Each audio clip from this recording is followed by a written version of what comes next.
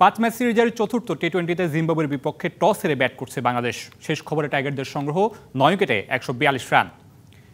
এই ম্যাচে 3 পরিবর্তনী একাদশ সাজিয়েছে বাংলাদেশ। ফিরেছেন সৌম্য, সাকিব ও মুস্তাফিজ। বিশ্রাম দেওয়া হয়েছে লিটন দাস, সাইফুদ্দিন ও মাহমুদুল্লাহ রিয়াদকে। ওপেনিংয়ে তানজিদ তামিমের সাথে ওপেনিংয়ে নামেন সৌম্য সরকার।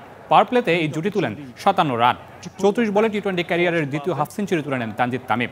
37 বলে 52 রানে তামিম থামলে ভাঙে 101 রানের ওপেনিং জুটি। আর সৌম্য খেলেন 34 বলে 41 রানের innings.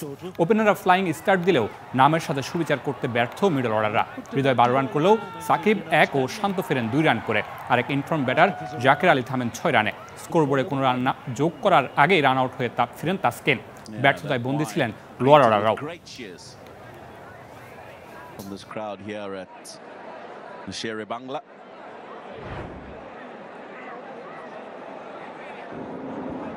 Yeah, that's a good call. Soil Ghazi, the square leg umpire, just indicating to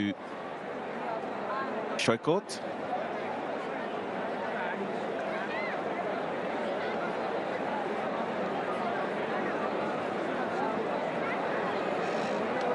Just making sure, having a bit of a chat here, Sikandar Raza, the skipper, just trying to understand why that ball was called a wide.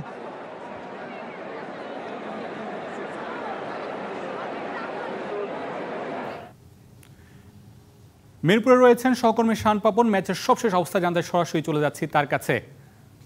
Papon, দারুণ একটা শুরু পেয়েছে বাংলাদেশ, কিন্তু middle অর্ডারে গিয়ে আবারও খেই হারালো। কিভাবে মূল্যায়ন করবে বাংলাদেশের ইনিংসকে বা মিডল অর্ডারের ব্যাটারদেরকে? 1, 2, 3 ঢাকায় জমি জিতে নিন 100% ক্যাশব্যাক সহ 20 কোটি টাকার পুরস্কার।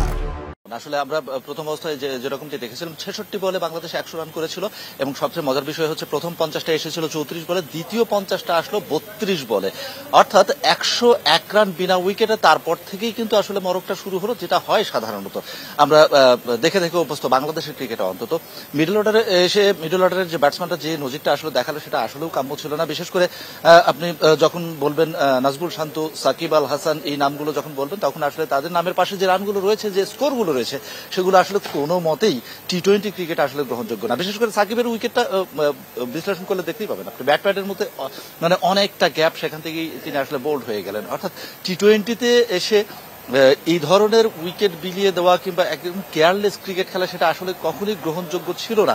বল যতটা পুরাতন হলো ততটাই আর আসলে শর্ট খেলার দিক থেকে পিছিয়ে পড়লো বাংলাদেশ দল। অর্থাৎ পুরাতন বলে বাংলাদেশ দলের একেবারে কঙ্কালসার চেহারা বেরিয়ে আসলো এবং টি-20-র যে মারকাটারি যে খেলাটা, সেটা আসলে কতটা খেললো বাংলাদেশ। ওপেনিং এ যে জিনিসটা আমরা দেখতে পেয়েছিলাম, খুব সুন্দর একটা স্টার্ট করেছিলেন তানজিদ হোসেন তামিম। তার যা করার কথা ছিল, অর্থাৎ ইম্প্যাক্ট ক্রিকেট টি-20-র জন্য যেটা প্রযোজ্য সেটা তিনি করে গেছেন এবং সাপোর্ট দিয়েছিলেন সৌম্য সরকার। তিনিও যেটা করে গেছেন আসলে মানানসই টি-20-র ক্ষেত্রে, কেননা ওপেনিং জুটিতে এই ধরনের একটা পার্টনারশিপ সবসময় কাম্য। কিন্তু মিডল অর্ডারে যারা ব্যাট করে থাকেন তারা তো আসলে দায়িত্ব নিতে পারেননি, তাদের তো দায়িত্বটা নেওয়াটা আসলে মানে দরকার, যে প্রয়োজনটা ছিল।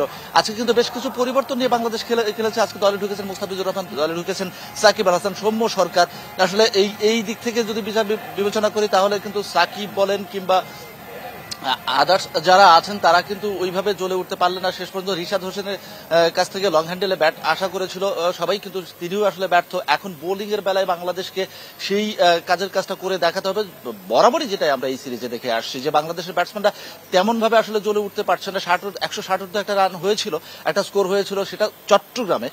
কিন্তু এখানে যে শুরুটা হয়েছিল আমরা অনেকেই মানে ধারণা করছিলাম এবং ক্রিকেট বোদ্ধারাও কিন্তু ধারণা করছিলেন যে 166 বলে 100 রান করার পর বাকি ওভারগুলোতে, বাকি 9 ওভারে বাংলাদেশ আরো অন্তত 100 রান না হলেও 80-90 রান করবে। কিন্তু সেটা থেকে অনেকটাই পিছিয়ে বাংলাদেশ এবং কঙ্কালসার চেহারাটা টি-20-তে বাংলাদেশ